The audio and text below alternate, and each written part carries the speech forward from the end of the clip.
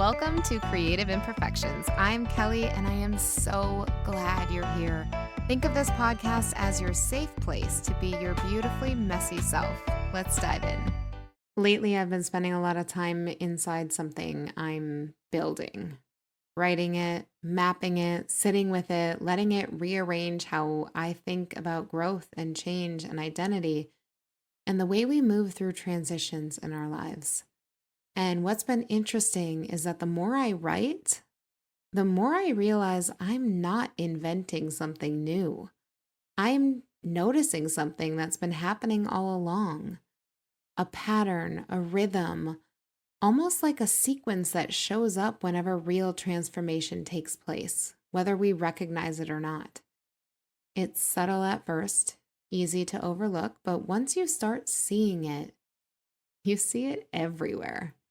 In the moments people decide something in their life has to shift. In the space where they stop tolerating what no longer fits. In the quiet, internal work no one else can see. In the clarity that slowly replaces confusion. And eventually in the actions that look small from the outside, but feel enormous from the inside. It's like watching a structure assemble itself from the inside out. And writing about this has been strange in the best possible way because every time I think I fully understand the process, life gives me another example, another reminder that change isn't random and it's not chaotic, even when it feels that way while you're inside it. There is a shape to growth. It's not rigid, it's not linear, but it is recognizable. And what keeps striking me is how often we try to skip parts of that shape. We want clarity without reflection, action without understanding, results without integration. We want to arrive somewhere new without fully becoming the version of ourselves who can live there. But lasting change doesn't work like that. Something always comes first.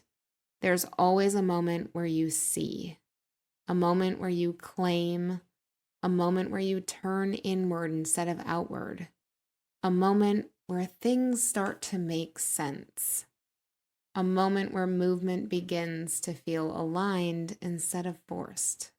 These moments don't always announce themselves, they don't come labeled or organized.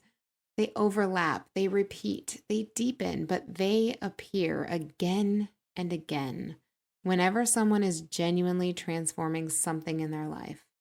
I think most of us have lived through these phases without realizing that's what they were. We just thought we were confused or stuck or searching or rebuilding. But underneath those feelings, something structured was happening, something necessary. I've been watching this unfold in my own life while writing. There are days when the work feels clear and grounded, like everything is clicking into place. And then there are days when it feels like I'm circling something I can't quite articulate yet. Like the understanding is there, but the language hasn't caught up. And interestingly, those uncertain days are never wasted. They're part of the process too. They're the inner work happening before clarity stabilizes. It's the recalibration before the direction, the integration before action becomes steadier. We're not usually taught to respect those phases. We're taught to move faster, to decide quickly, to act immediately, to interpret uncertainty as a problem instead of a stage. But uncertainty often means something is reorganizing. And when you zoom out, growth starts to look less like a series of random breakthroughs and more like a repeating cycle, one that invites you to see differently, take responsibility differently, understand yourself differently, and eventually move differently. And once you notice that cycle, something shifts. You stop asking, why does this feel messy? And start asking, where am I in the process? You stop assuming confusion means that you're failing, and you start recognizing that it might just mean you're in the middle of something necessary. You stop trying to rush toward the outcome and start paying attention to what's unfolding underneath. That awareness changes how you relate to change itself. It becomes less about forcing results and more about moving through stages with intention. It's less about reacting to comfort and more about understanding what the discomfort is pointing toward. And maybe that's why writing this work has felt less like creating something and more like uncovering something.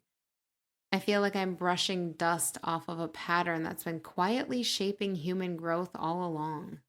I'm not ready to share all of it yet. It's still forming, still settling into language, still teaching me things I didn't expect to learn. But what I can say is this: transformation isn't accidental, it isn't instant, and it isn't only external. It begins long before anything visible changes. It begins with awareness, ownership, inner alignment, clarity, and eventually the choices that follow. And when those pieces all come together, not perfectly, not all at once, but gradually, something powerful happens. Change stops feeling so chaotic. Growth stops feeling so mysterious. It all begins to feel intentional, structured, and sustainable. Like you're not just reacting to life anymore, you're participating.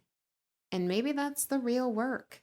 Not chasing transformation, but learning how to recognize its shapes as it unfolds. I've been living inside that realization while writing, and it's changing how I move through everything. Decisions, habits, goals, even the way I interpret discomfort or uncertainty. Instead of asking, how do I fix this? I find myself asking, what part of the process is this? And that question alone brings so much peace and so much steadiness. Because when you understand the rhythm of growth, you don't panic when things feel unclear.